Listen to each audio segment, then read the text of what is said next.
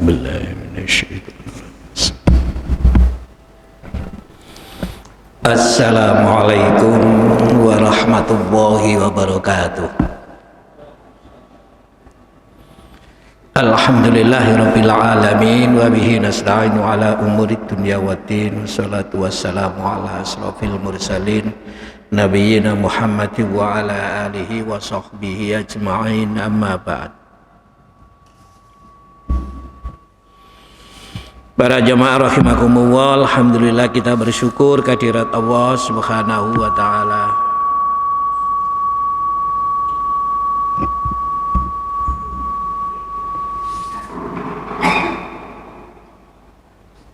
Oh gini gue dukur. Para jamaah, alhamdulillah kita bersyukur kehadirat Allah Subhanahu wa taala atas berbagai karunia yang telah dilimpahkan kepada kita. Sore ini kita dikaruniai oleh Allah nikmat yang besar. Apa? Kita bisa sholat berjamaah di masjid. Semangat ini patut untuk kita syukuri. Tidak semua mendapatkan karunia dari Allah yang berupa semangat untuk sholat berjamaah di masjid. Yang kedua, ngaji. Kemarin sudah kita sampaikan, ngaji itu hukumnya apa, Pak? Wajib. Hadisnya jelas, fardhu ala kulli muslimin. Dan kemarin sudah kita sampaikan, Nabi itu dalam menyampaikan ajaran agama, ya ngaji. Wong mendiktihkan ayat-ayat Allah, membacakan ayat-ayat Allah, menjelaskan kandungannya, menjadikan kandungan ayat-ayat itu sebagai pedoman untuk membersihkan hatinya dari syirik, dari munafik, dari fasik, sehingga hatinya menjadi qalbun salim. Maka ngaji itu hukumnya apa? Wajib.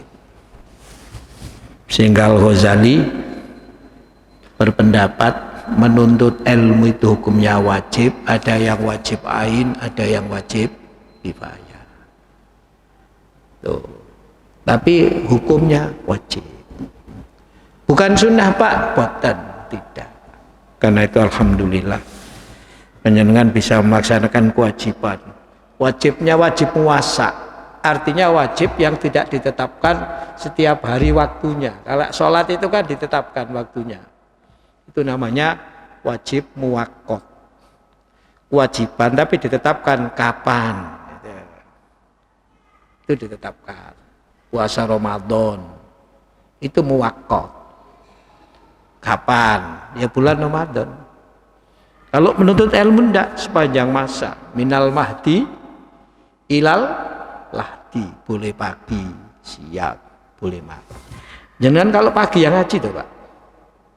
Ya menuntut ilmu bukan sekedar ngaji tek, ya kandungan yang panjenengan kaji itu. Pagi yang ngaji dah. Pas ono, nggih. Itu ini patut, pahalanya sudah kita sampaikan kemarin. Duduk sesaat dalam majelis ilmu itu pahalanya melebihi daripada memerdekakan budak sebanyak 1000. Wow, masya Allah. Dan ngaji ini kewajiban yang kurang mendapatkan respon dari sebagian besar kaum muslimin. Karena mungkin ya kesibukan. Karena itu kaum muslimin masih dalam kategori umat yang perlu didorong menjadi umat yang maju. Islamnya maju, peradabannya maju. Melalui kajian Ramadan dulu, kalau tidak salah saya mendapatkan tema mengapa umat Islam itu mundur dan umat selain Islam itu maju. Lalu saya sampaikan itu, mengapa itu jawabannya. Saya ambil dari kitab, dari buku yang ditulis oleh Aqib Arselan. Judulnya Limadza ta'akhkharal muslimuna wa taqaddama ghairuhum. Itu mengapa umat Islam itu mengalami kemunduran, orang selain Islam itu mengalami kemajuan. Itu antara lain umat Islam itu belum banyak yang paham secara sempurna terhadap isi kandungan Al-Quran. Mereka belum banyak kembali. Ngaji itu diperintah. Banyak hal dalam agama ini yang belum bisa kita laksanakan. Kayak ngaji ini responnya sebagian besar itu tak seperti yang lain. Kalau infak itu besar responnya apa? Infak. Tapi kalau ngaji setiap hari itu ngaji kita itu. Jangan sampai tidak. Bahkan kemarin sudah kita sampaikan, ngaji itu dipermudah jalannya menuju surga. Kemarin sudah kita sampaikan ya. Bahkan orang ngaji itu diselimuti oleh Allah rahmat. Dan rahmat itu menjadi penting.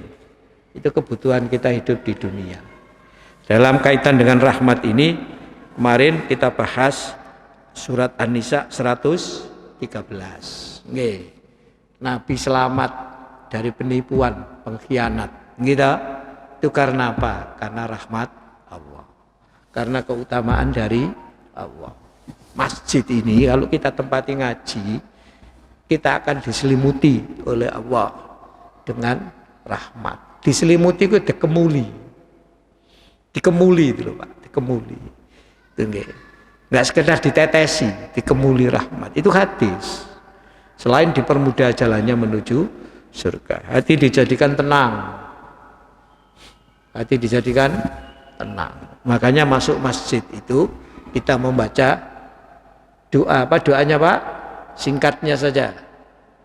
Allahumma ftahli abwaaba rahmatik. Itu jangan lupa, dan panjenengan jaluk betul.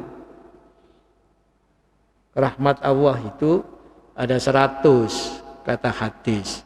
1 itu diberikan oleh Allah di dunia ini.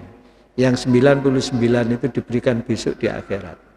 Nah, tentu yang kita minta itu ya bukan hanya rahmat dunia, tapi juga rahmat akhirat. Nabi ditanya oleh para sahabat, orang masuk surga itu ya, apa karena amalnya, apa karena rahmat Allah? Jawabnya karena rahmat Allah. Termasuk engkau wahai Rasulullah, termasuk saya. Maka kemarin sudah kita sampaikan dengan rahmat yang diberikan oleh Allah di dunia, meskipun 1 dibagi seluruh yang ada di alam ini, itu loh Pak. Tuh. Tapi kayak begini ini, direbut itu orang banyak, itu diminta oleh orang banyak. Tapi nanti yang 99 saat di akhirat kelak itu rahmat Allah yang jumlahnya 99. Makanya kita selalu mohon ketika masuk masjid dikaruniai rahmat. Masjid ini tempat baik untuk berdoa. Meskipun berdoa itu tidak semata-mata ditentukan oleh tempatnya. Tempat mustajabah atau tidak. Memang gitu loh ya. Memang itu menyempurnakan doa seseorang. Yang paling menentukan doa itu adalah hatinya orang yang berdoa. Tolong adik-adik jangan rame ya. Hatinya orang yang berdoa. Itu. Jadi yang menentukan apa? Hatinya orang yang berdoa. Saat berdoa itu hatinya berdoa apa enggak itu.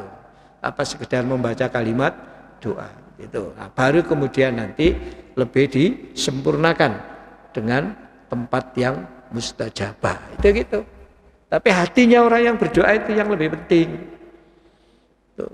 Makanya kalau masuk masjid, masjid jelas tempat mustajabah. Karek hati ini jaluk apa cuma ngomong gitu. Apa cuma membaca. Lu membaca dapat pahala. Lu iya, tapi ini enggak sekedar membaca. Ini adalah mohon. Nah, kemarin sudah kita sampaikan dengan rahmat Allah pula Nabi itu memiliki sifat apa? Lembut, lemah, lembut, tidak kasar, tidak keras. Itu Itu karena apa? Karena rahmat Allah. Maka rahmat Allah itu diperlukan. Betul-betul diperlukan oleh kita semua ini. Termasuk kita bisa beragama dengan keberagamaan yang baik, itu juga karena rahmat Allah. Kita teruskan sekarang. Masih terkait dengan 105. A'udzu billahi minasyaitonir rajim. La khaira fi katsirin min najwahum illa man amara bi sadaqatin aw ma'rufin aw islahin bainan nas wa may yaf'al dzalika ibtigha'a mardatillah fasawfa nu'tihi ajran 'azima. Monggo, Pak. Tidak ada kebaikan dari banyak pembicaraan rahasia mereka kecuali pembicaraan rahasia dari orang yang menyuruh orang bersedekah atau berbuat kebaikan atau mengadakan perdamaian di antara manusia. Barang siapa berbuat demikian karena mencari keridhaan Allah, maka kelak kami akan memberinya pahala yang besar. Nah ini, la khaira fi katsirin min najwahum. Tidak ada kebaikan pada kebanyakan bisikan-bisikan mereka. Illa man amara bi sadaqatin au ma'rufin au islahim bainan nas. Kecuali bisikan-bisikan dari orang-orang yang menyuruh manusia memberi sedekah atau berbuat ma'ruf atau mengadakan perdamaian di antara manusia. Wa may yaf'al dzalika ibtigha'a mardatillah, dan barang siapa yang berbuat demikian karena mencari keridhaan Allah, fasaufa nu'tihi ajron adzima, maka kelak kami, kata Allah, akan memberikan kepadanya pahala yang agung, pahala yang besar, pahala yang baik. Nah, ini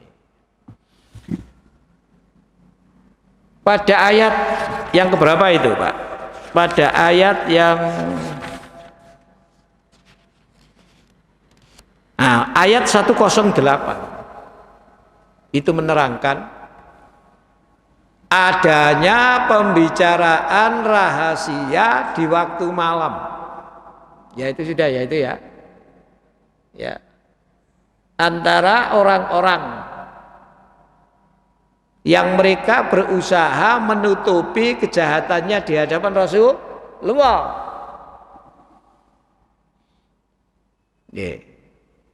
Dari situ kemudian muncul ayat ini. La khaira fi katsirin min najwahum. Tidak ada kebaikan pada kebanyakan bisikan-bisikan mereka. Biasanya kalau ngomong yang bersifat rahasia, ngomong bersifat rahasia itu ya bisa diartikan ngomongnya tidak keras, ngomongnya berbisik. Orang lain supaya tidak tahu, tidak diumumkan. Tuh, kemarin kan sudah kita bahas, saat ingin menipu Nabi, ingin membela dirinya, berbohong di hadapan Nabi, sebelumnya kan dibahas dulu dalam pembicaraan rahasia di waktu malam. Maka Allah menegaskan mereka itu kalau berbicara rahasia itu gak ono apike, tidak ada baiknya. Itu artinya jangan sampai kita ini berbicara yang bersifat rahasia dalam kerangka pembicaraan yang tidak baik. Tidak baik dilakukan oleh jamaah, oleh orang banyak.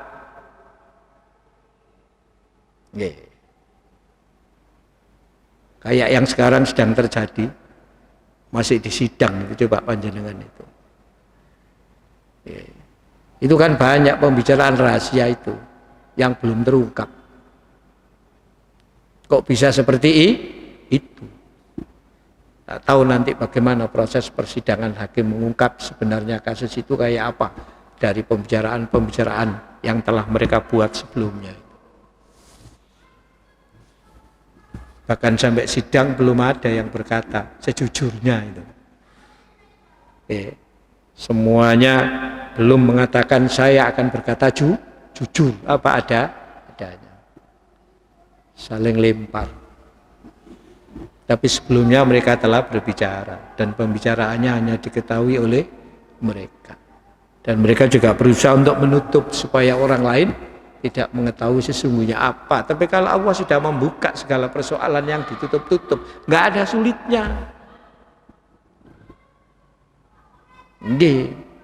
Kita ini ya kalau ditunjukkan oleh Allah kejelekan kita, waduh, welek temen awak dewe iki. Tapi Allah tidak seperti itu, suruh kita ini berpikir, merenung. Suruh kita ini dihitung diri kita ini, diperhatikan. Wa fi anfusikum afala tubsirun. Apa kau enggak pernah melihat apa-apa yang ada dalam dirimu itu kan? Ikhlas dibuka Allah. Apalagi kita sering berbicara rahasia, ya kayak orang lain tidak tahu gitu. Kesimpulannya, berbicara rahasia itu dalam hal yang tidak baik haram, tidak boleh, dilarang. Lo berbicara ada ini. Nanti kalau kemudian diamalkan, lo ada perhitungan kalau kejahatan itu termasuk kejahatan yang bersifat publik, ya ada ancaman hukumannya nanti. Kejahatan bersifat publik itu kan ada 3. Pertama had. Had itu kejahatan yang hukumannya telah ditentukan, besar kecilnya macamnya ditentukan, dan tidak ada alasan pemaaf itu. Nggak bisa dimaafkan kalau memang terbukti, ya dihukum dengan hukuman yang sudah ditentukan itu. Itu namanya had. Mencuri, potong tangan, itu namanya apa? Had. Cuma tidak semua mencuri. Mencuri yang telah memenuhi indikator kriteria dihukum dengan potong tangan. Kalau nggak sampai ya enggak. Tapi ada hukuman yang dipastikan. Wah, dimaafkan dia gitu. Enggak. Itu hukuman apa? Hukuman had itu namanya. Minum. Menuduh zina, berzina. Gitu. Lalu pemberontak, pembegal, lalu murtad, itu hukumannya jelas. Kalau sudah terbukti tidak bisa dimaafkan. Meskipun hakim diminta lebih hati-hati, lebih baik membebaskan orang yang bersalah daripada menghukum orang yang benar. Itu had. Karena itu pembuktiannya harus betul-betul sampai pada tingkat meyakinkan. Kalau belum meyakinkan, lebih baik dibebaskan. Itu namanya apa? Had. Qisas juga sama. Qisas itu hukuman balas. Tapi masih ada unsur pemaaf. Kalau dimaafkan, qisas gak dilaksanakan, diganti diyat. Kalau diyat dimaafkan, ya gak dihukum, bebas. Orang membunuh, nah, itu qisas. Hukumannya ya dia akan dibunuh, hukuman mati, tidak ada lagi sudah.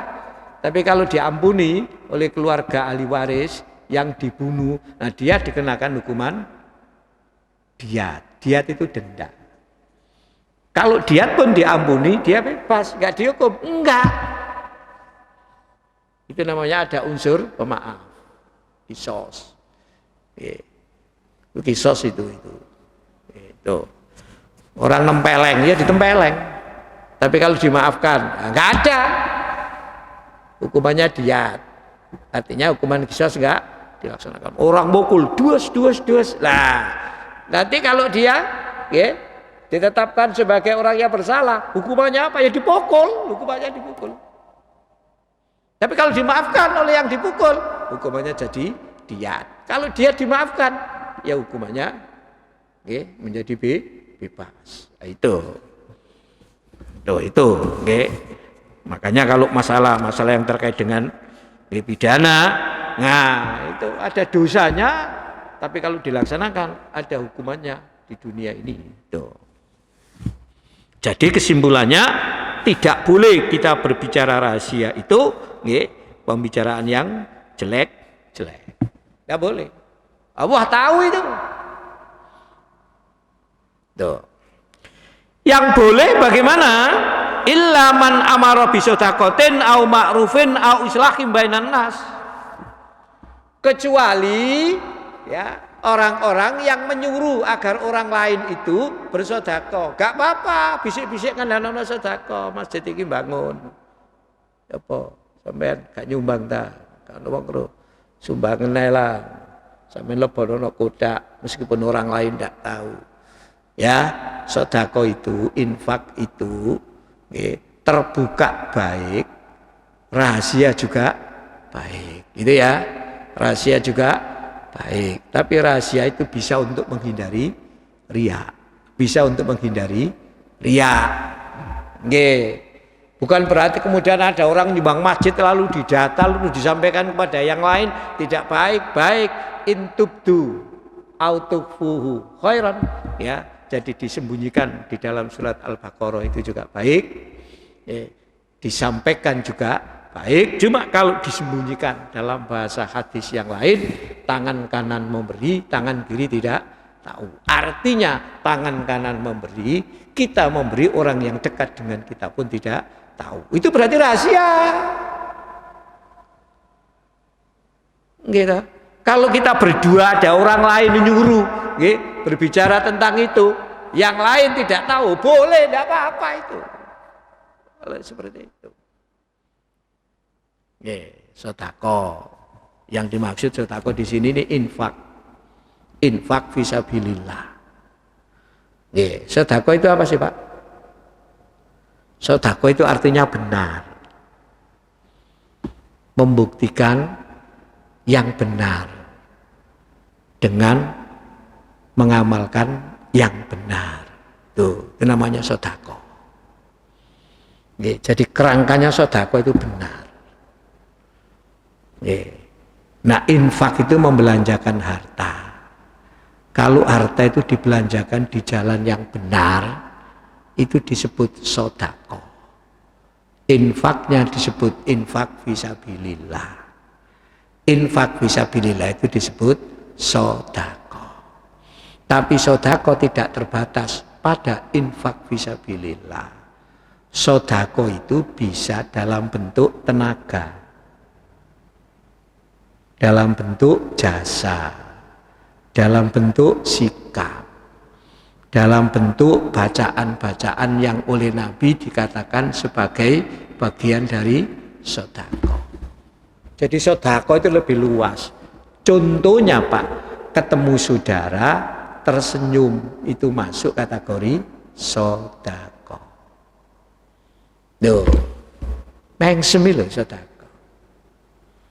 Tuh, ada orang ngangkat barang, ada orang mobilnya mogok, lalu kita membantu mendorong, itu sedekah namanya, bukan infak. Namanya apa? Sedekah. Sekarang nggak ada Pak sedekah, ya mesti njaluk. Kan? Ya memang susah. Itu sedekah itu. Orang supaya tidak mulutnya ini lisannya berkata tidak benar, lalu ia senantiasa mengucap subhanallah, alhamdulillah, wala ilaha illallah, Allahu akbar, untuk menjaga, itu namanya sedekah. Sedekah itu banyak, lebih luas. Yang dimaksud sedekah dalam konteks ayat ini adalah infak fi sabilillah. Zakat itu disebut sedekah wajib. Berarti zakat termasuk infak fi sabilillah? Nggih. Karena apa? Ya karena zakat itu kan kerangkanya benar. Diistilahkan dengan sedekah wajib. Sampean mungkin zakat mal barangkali belum, tapi insya Allah infak sampun. Sedekah dengan yang lain insya Allah sampun. Bendino insya Allah sedekah. Contoh nih meng semua itu. Mengsam, mengsem. Itu sedekah itu. Jadi sedekah lebih luas, nggih. Sedekah lebih luas. Tadi zakat, itu namanya sedekah wajib. Apa yang harus dizakati? Itu kapan? Berapa jumlahnya? Itu ditetapkan. Nah, karena ditetapkan, boleh jadi panjenengan belum memenuhi kriteria itu. Misalnya emas. Nah, panjenengan ini gak nyimpen emas, perak. Ya gak nyimpen perak panjenengan. Ternak kambing 40 dimiliki 1 tahun baru zakatnya seekor kambing. Sampai lo ya gak memiliki 40 ekor kambing. Surabaya tak kayak endi 40 dimiliki setahun. Golek no makan dari mana kan gitu ya Pak ya. Susah itu gitu. Tuh kayak. Tapi duit lo punya kadang. Tapi mungkin menurut panjenengan belum mencapai nisab. Nah panjenengan sawah infaknya banyak. Karena infak itu bisa kapan saja. Infak itu bisa kapan saja itu infak gitu. Nah, yang dimaksud sedekah di sini adalah infak fisabilillah. Kalau dibelanjakan di jalan yang tidak benar, itu namanya infak fisabilit tauhid. Infak fisabilit tauhid. Wis ngono ta. Nah, zakat termasuk infak fisabilillah karena membelanjakan harta di jalan yang baik. Itu infak fisabilillah itu. Jadi ada infak fisabilit tauhid. Itu boleh bicara rahasia enggak apa-apa Om Pak. Menyuruh orang lain enggak tahu. Nyumbang. Ngejak, ayo nyumbang bareng. Ya apa pirna? Oh, memang infak itu ya diharapkan ikhlas kok itu. Diharapkan apa? Ikhlas kok itu. Dan infak itu tidak nunggu kalau ada kelebihan yang besar, yang banyak. Kata Al-Quran, yunfikuna fis-sarra'i wad-dharra'i. Ya. Berinfak saat lapang, saat sempit. Nah, lapang ya infaknya akeh, saat sempit ya mungkin kurang tapi tetap infak. Yang ngenteni duit luwe ya gak luwe-luwe. Wong keinginannya banyak kita itu. Kadang-kadang sesuatu yang diingini nggak duit tapi ingin ditempuh dengan jalan kredit kok. Kapan infak yang bolak-balik mikir kredit ya kan tadi kita. Gak luwe-luwe, kita di luwe. Tuh. Au ma'rufin atau berbuat ma'ruf. Ma'ruf itu berbuat sing etik, sing patut. Patut itu ya pasti benar. Lalu benarnya itu patut. Patut itu ukurannya lokal, lingkungan. Tuh, ngomong kepada kedua orang tua. Berbuat baik kepada kedua orang tua itu perintah. Hukumnya apa? Wajib. Bagaimana ngomong yang baik yang bersifat memuliakan kepada kedua orang tua? Nah, mungkin Surabaya dengan Solo beda, orang kota dengan desa beda. Orang desa kalau sama orang tuanya itu pakai bahasa apa Pak? Bahasa kromo. Nggih Pak nggih?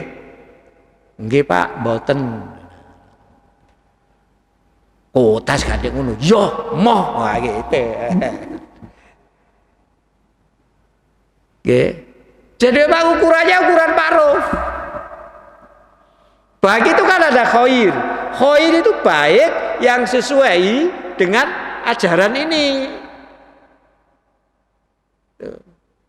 Tidak berbuat baik, tidak khair. Berbuat baik kepada kedua orang tua, khair. Tapi khair itu kudu ma'ruf. Makanya kalau khair itu diajak. Ya da'una ilal khairi. Ayo nang api. Tapi lek wis ma'ruf diperintah. Nek kon nglakoni api, no. Gak iso diajak, diperintah supaya sesuai dengan lingkungan masing-masing. Ayo berbuat baik kepada kedua orang tua. Bagaimana? Ya sesuai dengan lingkungan masing-masing. Makanya di dalam Quran khair itu diajak, ma'ruf itu diperintah. Yad'una ilal khairi wa ya'muruna bil ma'ruf. Dulu udah pernah kita sampaikan, baik itu ada ihsan, ada khair, ada ma'ruf, ada thayyibun, ada birrun, ada soleh. Nah itu sampean itu semua terjemahnya baik itu. Semua terjemahnya baik gitu. Ihsan itu baik yang tertanam di dalam jiwa. Sing apik ku atine. Kenapa? Karena ia merasa diawasi oleh Allah, merasa kehadiran Allah, dia merasa keagungan Allah, dia betul-betul sangat takut kepada Allah. Tertanam baik di sini. Ku jenenge ihsan. Begitu ihsan dilahirkan harus khair. Begitu khair dilaksanakan. Nah, tadi itu dalam hubungan antara sesama kita di situ ada namanya ma'ruf. Nah, itu ma'ruf. Ada orang sedekah atau infak, memberi uang 10.000. Gitu Pak nggih. Ngekei uang 10.000 kan bagus ya. Tapi ketika memberi ngomong gini, kilo 10.000, badok-badoken ngono. Misalnya, baik enggak Pak gitu itu? Lah itu enggak ma'ruf gitu loh maksudnya itu. Itu ya memberi tapi cara memberi juga harus bagus. Apa ngomongnya itu loh. Ya sudah bagus sudah melaksanakan kok memberi, tapi ngomongnya enggak enak. Badok-badok nek Surabaya ya apa sampean. Lah itu enggak ma'ruf namanya itu. Makanya ma'ruf itu diperintah. Nah, pembicaraan rahasia yang bersifat ma'ruf boleh. Berarti termasuk khair? Boleh. Yang menanamkan rasa ihsan boleh. Begitu mungkar enggak boleh. Tuh. Nah, inilah ketegasan. Au islahim bainan nas, atau mendamaikan di antara manusia yang berselisih. Nah, inilah. Apalagi sesama muslim. Ini yang susah itu Pak kita itu. Dan ini yang pernah dimintakan oleh Rasulullah. Quran sudah menegaskan innamal mu'minuna ikhwatun fa aslihu baina akhwaikum wattaqullah. Di surat 49 Pak, sampean buka Pak itu Pak. Ayat 9 apa ayat 10 Pak itu Pak. Nggih.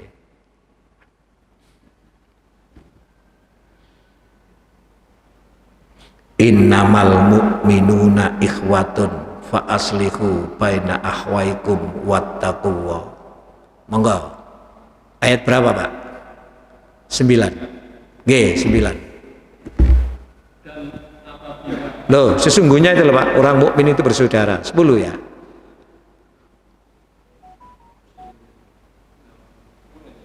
G, monggo.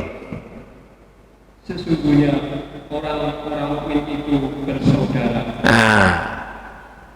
Karena itu damaikanlah antara kedua saudara yang berselisih dan bertakwalah kepada Allah agar kamu mendapat rahmat. Nah itu. Sesungguhnya orang-orang mukmin itu bersaudara. Ini loh yang kadang-kadang hilang dalam hati itu. Sesama mukmin kayak mungsuh. Itu Quran yang bilang itu Allah bersaudara. Bersaudara itu bagaimana? Ya diibaratkan satu tubuh. Ada kebersamaan, ada saling bantu membantu, ada satu perasaan. Tuh. Tangan kanan. Melaksanakan sesuatu dibantu tangan kiri.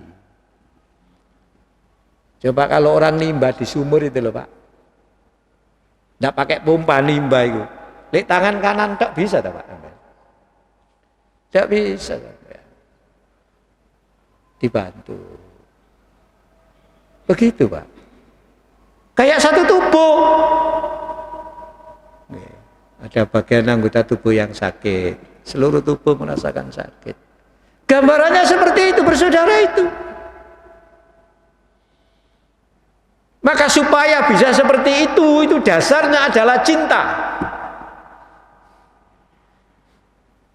Dan iman itu harus melahirkan cinta kepada sesama muslim, sesama mukmin. La yu'minu ahadukum hatta yuhibba li akhihi ma yuhibbu li nafsihi. Kau niku durung sempurna imanmu, nek durung mencintai saudaramu itu seperti mencintai dirimu. Manusia ini oleh Allah diberi karunia apa? Hub, cinta, kecenderungan. Tuh. Nggih. Tapi kadang-kadang sesama mukmin cinta itu bisa hilang, berganti benci. Saling mencintai. Hadis begini harus kita resapi. Harus kita resapi, Pak. Karena itu kata ayat tadi, kalau terjadi persoalan perselisihan di antara mereka, damaikan. Nah, mendamaikan itu kadang-kadang harus berbisik, bahkan kadang-kadang harus bujui, lah kata menipu. Tapi kata hadis, laisal kadzabu asla alladzi yuslihu bainan nas. Tidak ada orang berbohong tapi dalam kerangka mendamaikan orang dikatakan bohong. Tidak ada. Itu termasuk kategori bohong yang dibolehkan. Untuk mendamaikan. Ada 2 orang, Pak, berselisih, keweger tok. Nah, kita mencoba mendamaikan. Kan gitu kan? Jenengan ketemu yang satu bilang, aku mau ketemu yang satu ini gitu. Dia sesungguhnya menyesal loh atas peristiwa kemarin itu gitu. Kan bohong deh, Pak. Padahal gak ketemu gitu loh. Padahal gak ketemu, ngomong api-api lah. Ya po, damai lah gitu. Ayo salaman, saling memaafkan. Ketemu yang satu lagi bilang, saya tadi ketemu itu, dia juga menyesal sesungguhnya itu. Nah, kalimat ini disampaikan pada keduanya. Tapi sesungguhnya itu bukan kalimat dari keduanya, dari dirinya. Itu bohong dia, ini enggak bilang begitu, ini enggak bilang begitu. Dia yang punya inisiatif, tapi dalam rangka untuk mendamaikan.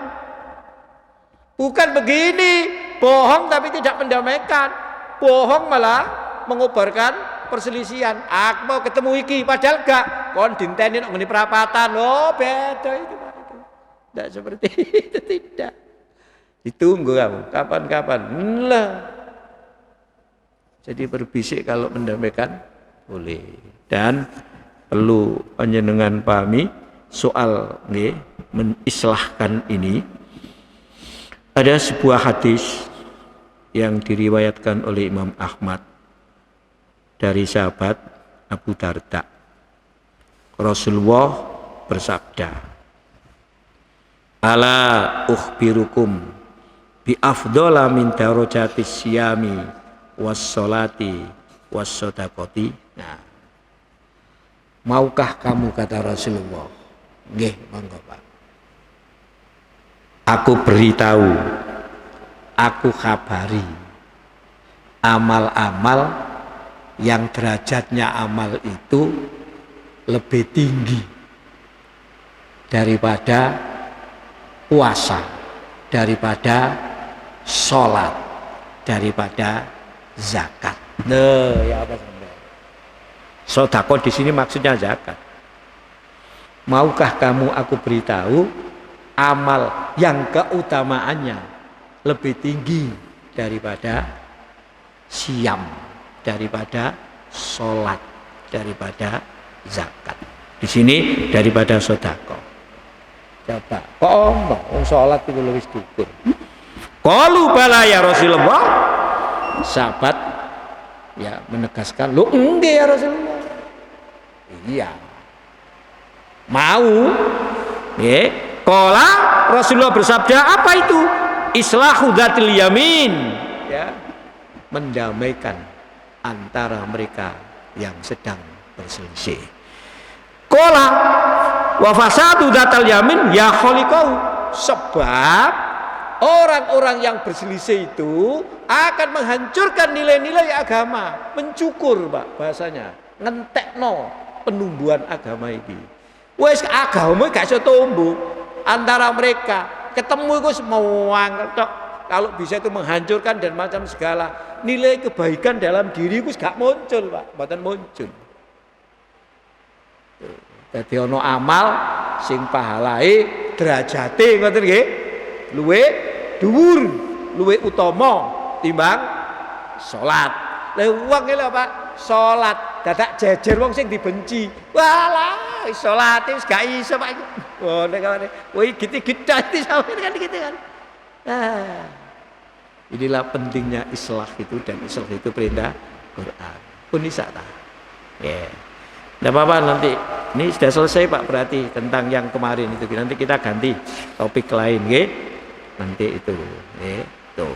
Barang siapa yang melakukan semua itu tadi semata-mata mencari keridhaan Allah, Allah akan memberikan pahala yang agung.